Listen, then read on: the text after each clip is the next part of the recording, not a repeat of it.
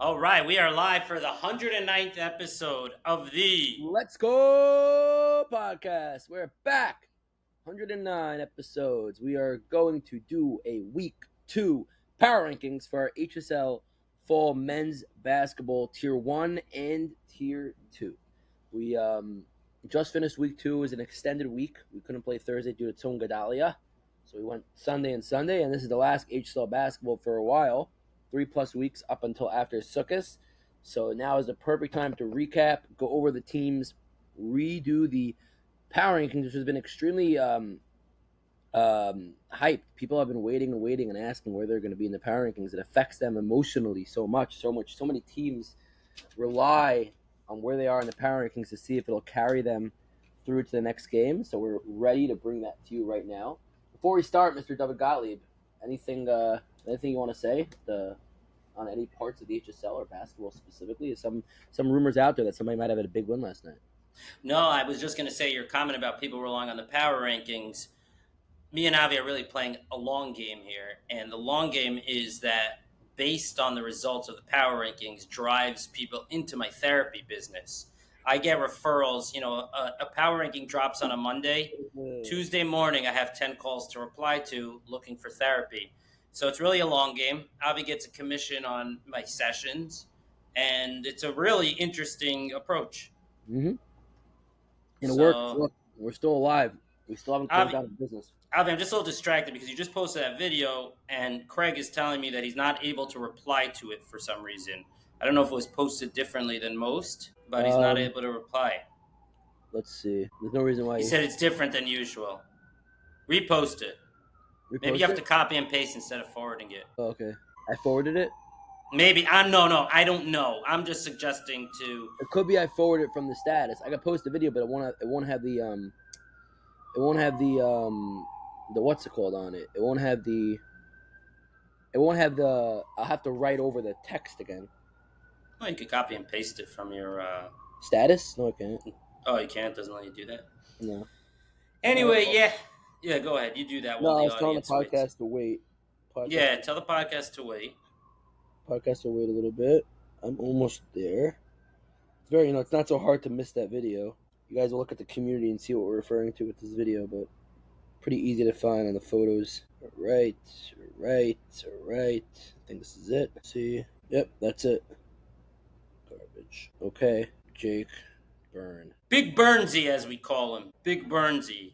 Big Burns, yeah. Addictive ads, shirts, and did he repost it on his status? no, he didn't. I think this might be the video of the year. So but yeah, okay. Before we get into the power ranking, you're still reposting it, Avi? Yeah, you go. I have a psychological schmooze. So Avi posts this video of me. It's really a video of Jake Byrne in a fired up position after our win last night. Jake had a fantastic game. Something about Jake, he really is willing to sacrifice double. He's really willing to sacrifice his body inside. He's willing to be abused by bigger players. There aren't so many bigger players, but he's really willing to crash no matter who it is over there. All right, just sent. He had the testosterone pumping through him after the game. He's ranting on the bench in the post-game spiel. So then I'm in the video, and I'm wearing a size small jersey. I've always been a small guy. I've always been a size small jersey. And none are just oh, whoops, I thought he was writing something else. Now, one of the things that happens as you get older is your body changes. And I now have a dad bod, and I never had one before. So I ordered the same small jersey, and I'm squeezed into it. And Craig comments that the jersey can't contain me. So what I wanted to point out over here is that, I don't know where I was going with this. Comfort with one's body as you age. Dad bod, having kids is part of life. And the question is how to accept that. I thought I had something more specific that I was going with this. But anyway. You've had it for time for too long, Dave. Yeah, it's true. I thought I had a good mustache schmooze. Anyway, the point is that it could be I should order a medium. I should accept my body and order a medium and not be in denial about the small. But the flip side is that it drives a lot of traffic to the HSL from a sex appeal perspective. People like seeing me squeezed into the small tank top. I know Josef Grossman does. And there's, we're all about the views. We We're are all all. about the views. All right, let's get down to business. So that was a fun win. We'll Jake get Byrne into it just in the. messaged. Jake Byrne just messaged me, and we're referring to, by the way, obviously the video we posted on the community about Jake Byrne ranting after their team won a big game last night, and David, with the nice jersey and muscle tone. Oh, yeah. Jake Byrne just messaged me. He wrote, "Mic me up. I'm fun while playing. You should hear the banter." Yeah. All right. Well, Okay. you can never predict what direction the HSL Let's Go podcast will head in, and we just went into a direction that I didn't think we'd head into. Anyways, we have a hard stop in 15 minutes, so let's go. Here we go. Power rankings. We should really do power rankings brought to you by X. No, it sounds good. Power rankings brought to you by. Anyways, For sure. we had a packed week. Every team played. Some teams played twice in Tier 2. We'll start with Tier 2. Coming in the 5 in Tier 2, and this might be a little bit of a shocker, is Clutch Auto Trade. Oh, boy. Clutch Auto Trade had Avi. What? No, I don't know. I'm just nervous. I'm nervous what the fallout will be. Clutch. Clutch Auto Trade started week 1 with a dramatic 70-foot buzzer beater from Daniel Goldfarb, and it's been downhill from there. It's been truly downhill from there. After that dramatic win, they go on to drop 2 games in a row. Most recently, they drop a stunner. No offense to Advanced Power and Controls. And by the way, Advanced Power and Controls controlled the last. No, very good. Controlled the last, I would say, 20 minutes of that game. Like, yeah, they cut it to 4 or 5, but I don't think it was within one possession ever in the whole second half. So it was a pretty, I wouldn't say dominant, but a pretty controlled win. Clutch Auto Trade also dropped a tough one to Barbacoa. They now lose to Advanced Power and Controls. Looking through the stats quickly, Daniel Goldfarb once again with these assists. It's pretty crazy, man. Because he's officially a big man also. In 3 games played for Goldfarb, he has 27, 29, and 20, which means he's averaging around 9.5, and 7.5. So that's like a Draymond Green stat line right there. So they come in at the 5 after a very poor performance. I think they could still beat anybody in Tier 2, but Tier 2 is so bunched up. Coming in at the 4 is Advanced Power Controls. That's David Gottlieb's team. No, one second. Goldfarb, he's really, it's a 2 things just about the game last night. One is they had 5 guys. I think they were gassed. I don't know how it works in Tier 1 if there are teams running 5 guys on the court. My team had 6.5 last night because I got there only for the second half, more or less. And I spoke to, Ronan and Jake, who really sort of, played really, really hard inside. I asked them after the game, could they have used more minutes on the bench? They said, absolutely. So I'm still, I'm new to basketball. A big part of any captaining is managing egos, managing playing time. It's still not clear to me what the ideal number of men is. Craig, who's played a lot of basketball in his time, he's like 9 is the ideal. He's like, and if you don't, the proper way to construct a basketball team is to have, my understanding is to have 2 guys on the bench who are willing to play 3 minutes a half each, who can play tough and let their bodies be abused for 180 seconds up and down the court each half, just to give the big men a rest, or the important men. So it could be there are too many. It's too hard to find guys. My team is fortunate in that we have me and Craig who are both willing to do that. Nevertheless, we've only had 7 at each game. But you can't, from what I've seen so far, bringing 5 to a basketball game is crazy. Bringing 6 is crazy. And I think even bringing 7 is a stretch. Now, in Tier 1, it's a totally different thing. It could be the players are able to play. It's a different thing when you're not playing top tier teams. When you're playing the bottom of Tier 1, you can get away with it. If the top of Tier 1 is playing the bottom of Tier 1, you mean? You get away with it, yeah. You get away with it. So let me ask you a question. In the championship, let's say, or not championship, but let's say you have a Link playing, the old Link, Rides to Fly, playing against Elad Navon's squad or against Dylan's squad. How many men are they bringing down? It's got to be down 7. They're bringing down 7, and the last 2, and the 2 on the bench. We'll get into being tired. Don't worry about it. That'll be brought up. Oh, okay, fine. All right. Anyway, I'm learning the ropes here. The team we played against, you said we controlled the game. I think they were gassed. I mean, I was very happy with my team's win and my team's performance, but we played against a team that had 5 guys that gave us such an advantage that our guys could take minutes on the bench Yeah, down the stretch. I mean, it's so blatant to me at this point. And in our game one, I felt like if we had 8 or 9 there, we still would have lost, but it would have been a competitive game. Their last like 25 points were basically uncontested because we couldn't get ourselves up and down the court. that's right. Okay, That's right. next. All right, so 4 are you guys, advanced All power right. controls. Although you had the big win, you're still coming in at 4. Coming in at 3 is Crown Care. Crown Care, that's of course Jeremy Tabak and Tuvia Blisco. They had a tremendously impressive win. The first they played twice this week, both Sundays. They had a really impressive win 2 Sundays ago versus Mava Capital. Mava Capital week 1, they played, they destroyed you guys, David, and I was scared that it's going to go in and rip apart the whole tier 2. But then Crown Care, I had in my opinion the most impressive performance I've seen them in now in 3 full seasons. They beat Mava and then lost last night to Barbacoa, another very good team in Tier 2, which we'll get into in a minute, in a very close game, 45-39. We look into their team. Nothing really popping out. Sean Prager, 40 points and 21 rebounds in 3 games, so he's averaging I 13 like and watching Sean. I watched Sean for a couple minutes last night. He's another guy who, is willing to go hard against people bigger than him down the lane. It's very impressive to see that. yeah. It's not an easy thing to do. I don't know. Sean's It's really leading his admirable. team. Sean's leading his team in points and rebounding. So he's he's sort of the anchor right now. It seems like for Crown Care. Coming in at number 2 in the 2 seed is Mava Capital.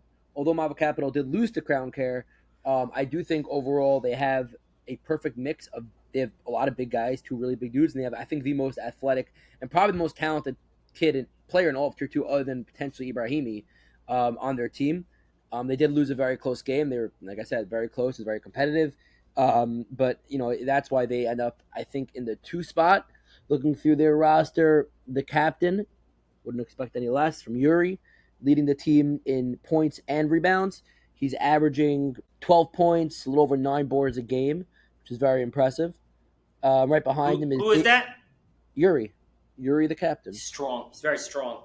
Yeah, David Takalav also averaging 12 and a half points a game. Other than that, nothing really massive on the scoreboard. Actually, averaging more, 18 points a game because they only played 2 times. You're talking about 18 points a game, 18 and then 17 for Takalav, so 17 point whatever, point two or whatever it is. And then Yuri Molokhandov averaging 12 and a half boards. So, like I said, they have a perfect mix of, speed and quickness and big. So I still think they're a huge threat. And coming in number 1 is the Barbacoa team led by Bakalakana and of course Ibrahimi, who is making himself out to be a tier 2 all-star. I guess tier 1 wasn't enough for him, so he had to come down to tier 2 to hit some more threes. But in all seriousness, Barbacoa 2-0. They took care of Crown Care last night by 6. They won a really close game against Clutch Auto Trade, 65-64 week how 1. how was the game? That game last night? Was it closer than It was six? Was it close. just No, about no, six? no, no. It was close. The So whole they game didn't was win close. handily. So it's a little disrespectful No, then. very close. So having Crown Care at 3 is interesting. Okay, all right, that's all. Okay, Well, listen, yeah, because you're right because Crown Care did beat Yuri's team. They did beat yeah, Mount Capital. a little I just, disrespectful. I just think again, I love those guys. I think Crown Care had, like I said, it was the best I've seen them play in 2.25 seasons. So if they could keep that up, then they'll probably be ahead of Mava Capital. I just, haven't seen them play with that high energy and positivity and hitting shots like they did in that game. Coming at number 1 is Barbacoa, like we discussed. Of course, you got Ibrahimi just absolutely obliterating the tier 2 stat line. He's averaging 26 points, 8 rebounds, 3 assists. Like I said, just an absolute obliteration of the tier 2 stat line, and they come in at 1 in the power rankings. So that's your tier 2 power rankings. We can now move to tier 1, and here's One what second, before we go to Tier 1, Avi, what are your thoughts on Tier 2 so far? I think it's been a big success. I think it's been a tremendous success. I think Yeah, every single team could beat any team any night of the week. I I don't believe know it. about that, but No, yeah, I really. believe it. I believe it. Think about it. You Uh, guys beat Mava. Clutch beat. no, You guys we beat Clutch. you beat Clutch. Clutch beat Mava. Crown beat Mava. Barbacoa is the only team who hasn't lost yet, and both their wins came by 1 point or 4 points.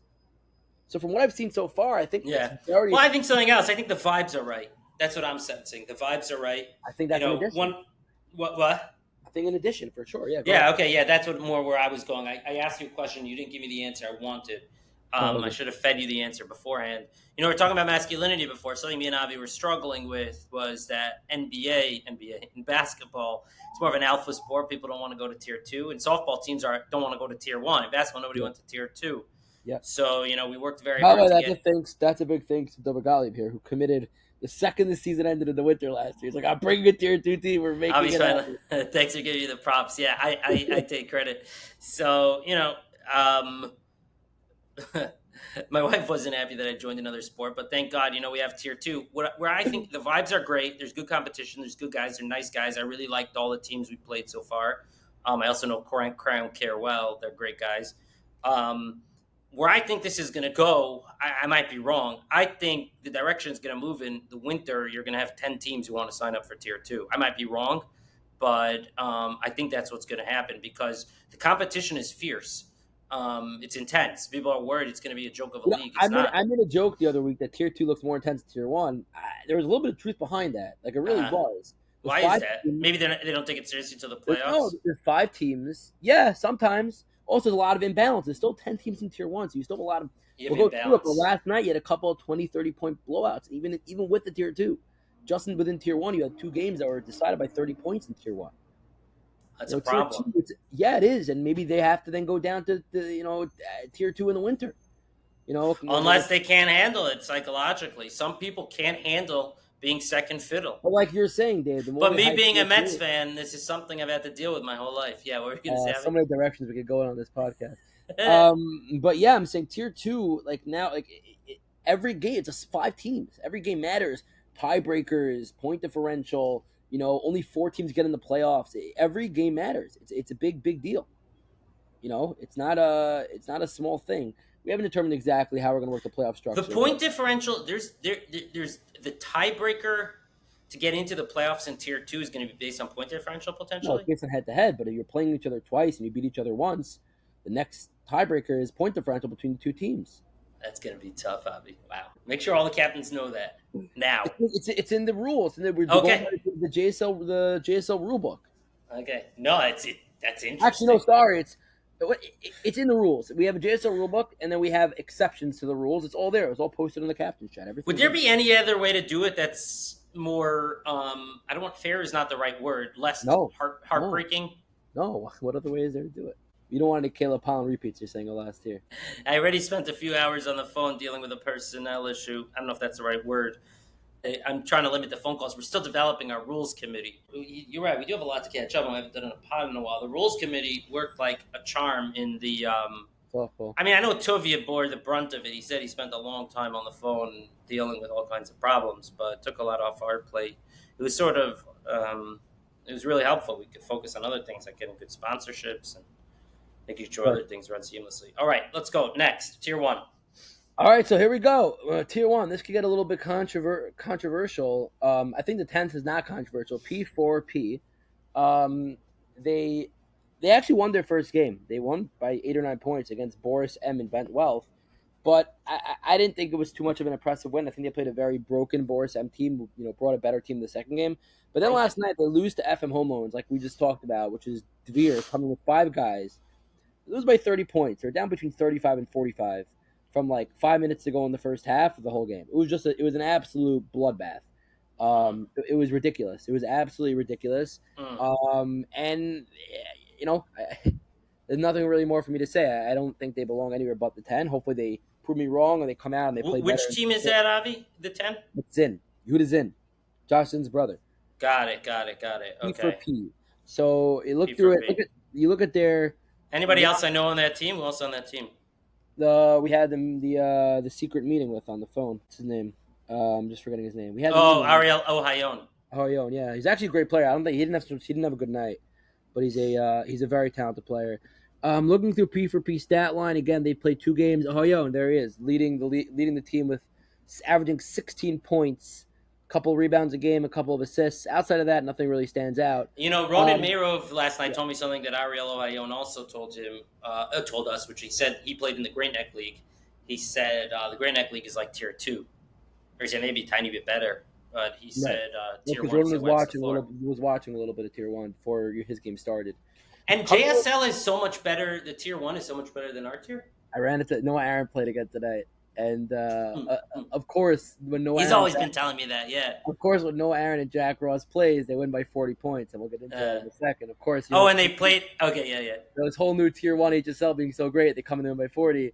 So I yeah. look at Noah, I'm like Noah, I'm like, how's that sweatshirt treating you in that 8 team league you play in? So he's like, well, the talent's a lot better than here. I'm like, all right, here we go. Anyways, I told Noah, I said maybe if you actually play well, you'll win an air polo. And actually, he played really well. We'll get into it in a second. Oh Coming yeah. in at 9 is Allbank, and Caleb Pollin's not going to want to hear it, but a lot of dysfunction going on for Allbank. They showed up Oh with five boy. guys last night. Caleb wasn't there. I think he had an event. AB Oh, Lowe that Caleb wasn't there. AB Okay. Lowe is a fantastic player. They had another really talented player show up at halftime. It just they looked all over the place. They look like they don't have their marbles straight in order. Mm-hmm. They did lose game one. They actually they're in control against Ellie Dax Music and Plumbers Haven until the famous Sue Winter showed up and took over and won. But they also had 40 points. It was an absolute another bloodbath. Another bloodbath. Who was that against? And I was against the Fly Vipers, which we'll get into when we get Oh, to the but so, Power so Rankings. so it was Noah and Jack, but they were playing against a team that Yeah, didn't but they have have Caleb Vla. and didn't Yeah, have but Winter. no, not Win. No, there's a Caleb Powell. He doesn't have Winter on his team. He has Winter's a Caleb different Powell. team. Why did Caleb you was the just only one mention missing. Winter? Caleb was the only one missing because Caleb's team was up against Winter's team in the first game. Until So got it, Winter came. got it. Okay. Caleb was missing, and their other really good player came in at halftime, but that was it. For Vla, you had. We'll get into that, but you had Khalili missing. You had that other guy, Sharif, that fantastic Persian from Brooklyn, missing. So they're missing guys also Vla, and they won by 40 points. It was an absolute obliteration. You're looking through Allbank's stat line over here. AB Lowe averaging 11 points a game. Alon Jakubowicz made his debut last night. 6'6" or whatever it is. He had one dunk. Two dunks actually. I got it on camera. Both in garbage time, but still good for the Good content. good for the content. We're all about the sex appeal. Yes, we are, and that's it. No real other impressive lines so far. Coming in at number 8 in the power rankings, we got Boris M. Invent Wealth, also 0-2. That's Moshe Aaron Craft. They did lose game 1 to P4P. It was a horrible loss. Game 2, though, they played Rides to Fly, and they hung in there the whole game. They lost by 4 points. It was a very impressive loss, if that's even possible. So that's why they come in at at number 8. Looking through their stat line because we want to give everybody some attention. Moshe Craft, the captain, leading the team in scoring, averaging 12 points. Ben Abizadeh averaging tad over 9 rebounds, and that's really it. Then you got Dove Soklin, my boy, full-time boy, averaging a tad under a double-double, averaging 9.5 and 10.5. So those are your stars for Boris M. Invent Wealth. They're in a almost must-win territory at 0-2. Coming in the 6th and the 7th seed is FM Home Loans. Ari Hofstadter. Thank you to FM Home Loans for becoming part of the HSL family. We are very excited to have We you. love you, FM Home Loans. We also sponsor a team in our Youth 5 Towns League, and we hope to just grow with them as our league grows. That is, of course, Dvir. Dvir came in with 5 guys, like we mentioned earlier, although they did play that P4P team, and they just rampaged them. They ran through them like a bunch of oxen, absolutely destroyed them. And, Dvir, they lost. FM Home Loans lost the first week to the Wasserless Wasser, and Rides to Fly by 30, and then week 2 they win by 30. So I guess their 30-point win and loss is canceled out. We'll see, how they. Again, this is against I think the worst team in tier 1. So we'll see how they match up against a better team when they play a good team again. But a lot of big stats on this team. A lot of very impressive stat lines. One couple which potentially could win Player of the Week. Looking at FM Home Loans, you have Shimon Ben Khalifa, their big man, their center. They have 2 big men, really. He's averaging 20 and 11. Chaim Tobali averaging 8.5 and 14.5. So you had a couple of big numbers on there. Everyone else is subs, but Vogel subbed. Moshe Vogel sub for FM Home Loans, had a great game, 19 points and 18 rebounds. Very impressive game. But that's a stat line for FM Home Loans. Again, very good team. They're showing up. They showed up with 5 guys both times, I think. Or maybe they actually did they have 6? No, they had 5 guys both times. So again, until I see them beat a top 4 or 5 team in the league, they're going to stay back there at 7. Coming in at number 6, we got Cobra Rentals. Now, Ezra Kolsky's Cobra Rentals had the win of the HSL basketball history to this date. They were playing against Olam Realty, and we'll get into Olam more. Nah, Fly Vipers knocking off Link was last postseason. I don't think so. Really? I don't think But they so. were gassed. Olam was gassed. We'll get into it Okay. right now. Cobra Rentals came in playing against an Olam Realty team who decided that for the second week in a row, they will be able to cruise the first half of the game. And I don't blame them because guess what? The week before they did cruise the first half of the game. Both weeks they just came off of another game a couple hours before, probably let's say a 7 o'clock, and they came for a 9:30 game, or 6 o'clock and an 8:30 game, and it worked. The first game it worked. They cruised the first half, they kept it close, and then Olam pulled away and they won. And again, we'll get into Olam in a second, but against Cobra it didn't work. Cobra Rentals came out on fire. Michal Crone, his brother Nachi Crone, Zeke Cone, just unbelievable, hitting shots left and right, and they totally obliterated Olam Realty. And as much as you want to say Olam played a game before, Olam's still very talented. And bomb one is, Dave, they did the same exact thing the week before, and they won. And this time they lost by 25. Very impressive. We'll get into Olam in a minute, but very impressive one for Cobra, and that's what jacks them up into the 6th spot for now. Again, And which team was it against? What are they called? Cobra Rentals. It's Ezra Kolsky, Zeke. No, who they beat? They beat Olam Realty. No. And then the next week you said they did it again. Though Olam Realty lost, they won the first week while they were gassed. We'll get into that in a second when we got it. Okay.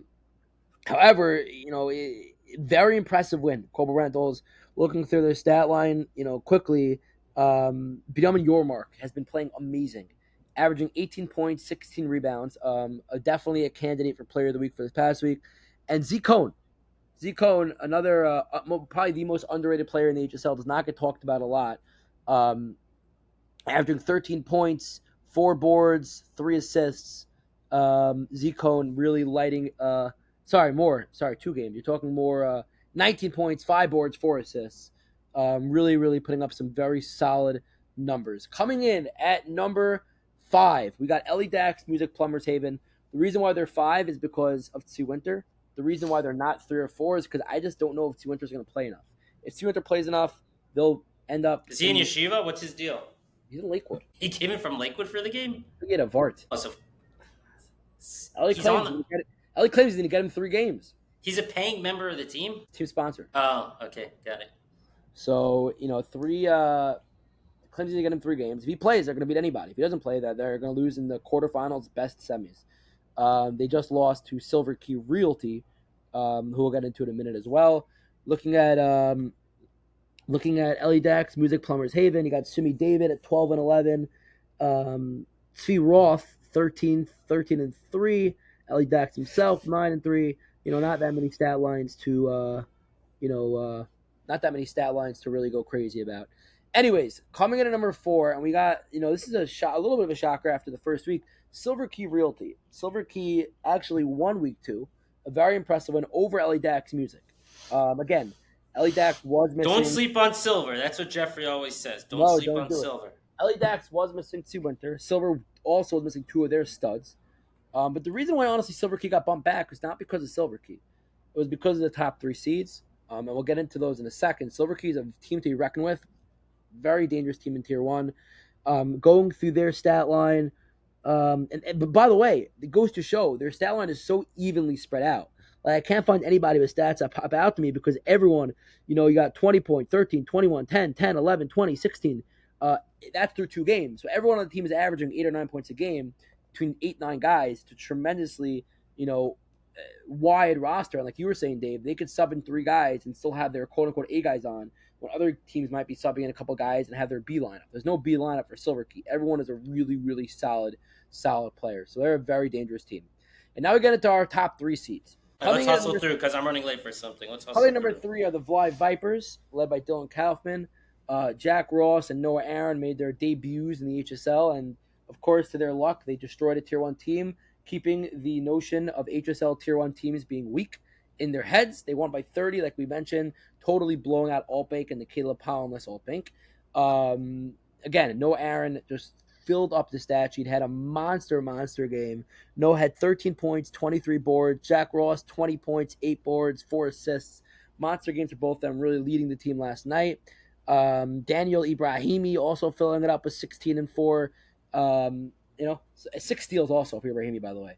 Averaging 16-4, six steals. So a really impressive win. They come in at 3. Coming in at 2 is Olam Realty. Olam Realty, we'll get into it quickly because Dave has to go. I just think it's very simple. All the drama, all the talking, they just didn't come in prepared. They didn't. I'm sorry. I don't blame them. The first week, Olam Realty played a game. They came right after their game, and they won fairly easily, 64-57 against Silver Key. It was a tight game, but again, it looked like they were very chill in the first half. Silver Key took a 15-point lead, and then they turned it up and they won. And I think Olam felt they'll do the same. And I don't think there's anything more than that. I'm sorry, there isn't.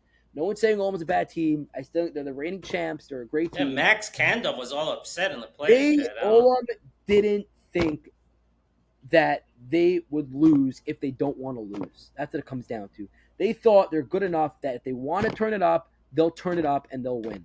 The first half, I agree, they played as a joke. I saw them laughing. I saw them having fun.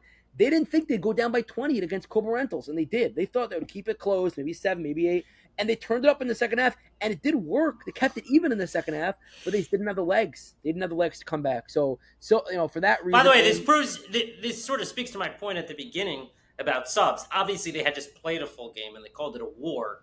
But even the best of the best in that league, in that tier, can't play 2 games in one night without losing to what seems to be an inferior opponent.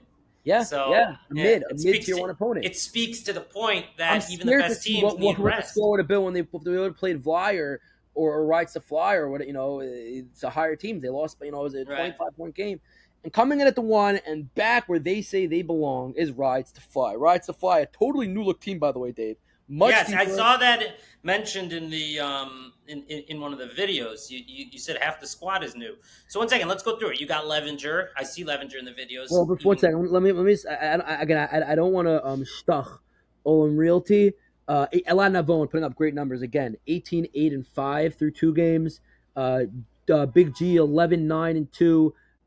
No, we're gonna leave it at that. Those are 2 biggest stat pads. Yeah, so they added depth. They got another big man, another defender. Dovi Kunstlinger, another guard, a great player, and Pacey Jacoby still hasn't played for them. Wasser only played 1 game. Allswing only played 1 game. They're sort of building a very the last few seasons it was like the same 7 guys every single game, and if they were missing a guy, they had 6. Unless they had less than 5, they didn't get subs. Now I think their goal is to try to get as many people playoff eligible as possible. And so who's off the team now? I haven't seen Ozzy Galbert play. I think officially he's on the roster, but I don't know. Pacey Jacoby's on the team. I haven't seen him play yet. I know Elnathan Aminoff is no longer on the roster, but they're building a very wide roster. They have a lot of talent. Allswing and Wasser are getting just better and better, and Jesse Levenger is a great player. And like I said, they had 2 dominant wins. They beat Silver Key 64-50. They beat Silver Key. I think where you're making one mistake, Avi. Yeah. How do you? I don't know. Where's Rights to Fly? What can I find? I guess I need to learn more about how power rankings make sense. But until Olam loses, how do you take him out of the number 1 spot? They lost. Yeah, I know, but what if they go 1-7? What does that even mean? Okay, but they lost under particular circumstances. Truth is, they also never beat Link, right? They never beat Rides to Fly, right? They didn't beat him last year. They beat Link when Link only had 5 guys, and it was Wasser and a bunch of scrubs. The rest of them were missing. They beat Link. Got it. Okay, we'll end it here. Let me just quickly go through some stats for Rides to Fly because I got cut off from the bottom of my screen. Rides to Fly beat FM Hormone 61-43. They beat Boris M. Invent Wealth 64-60. And now that the guys played 2 games. Now Adobe Kunstlinger 7-2-3. Bucks had a great first game, a terrible second game. Ari Olsing played 1 game, put up 19-21, and of course Wasser put up 19, 9, 6, and 5 steals. So they only played 1 game, but they both put up massive games. And we had no choice but to put them back at number 1 in the power ranking. So there you go. Those are your HSL. Good job, Avi. Sorry for all the random ramblings, and this is longer than it needed to be. But me and Avi haven't caught up in a while. We've both been busy. Me captaining teams, another game tonight in the softball fall. Avi's been busy with the youth and the adults and Florida. Yeah. All right. We'll see you next time. Thanks, guys.